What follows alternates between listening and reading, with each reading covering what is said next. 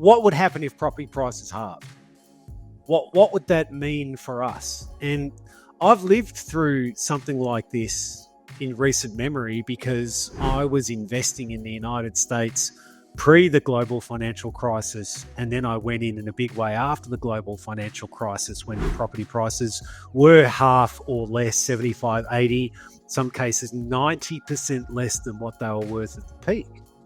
And what we've learned from that experience is that, yes, property prices might short-term correct and maybe even crash, but then over the ensuing decade that came thereafter, they recovered. And here's the point, right? Here's where I'm getting to. If you're a forced seller in a down market, you could lose your shirt, your pants, and your underwear in the one go. But if you're not a forced seller in a down market, then yeah, on paper, the value of your assets might go down.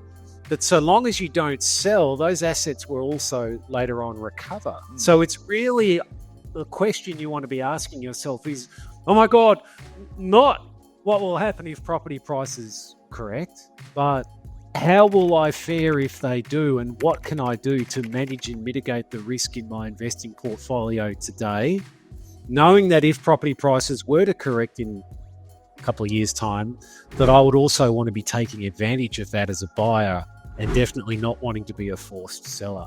So what I never do, invest guessing what's going to happen into the future, because you're always going to be wrong. No one has perfect timing all the time. But if you can form a strategy and then look at, well, how does that strategy sit if prices go up? How does that strategy sit if prices go sideways? How does that strategy sit if prices go down? Then all of a sudden you're doing what I do to tame risk. And it's called, you need to name what the risk is.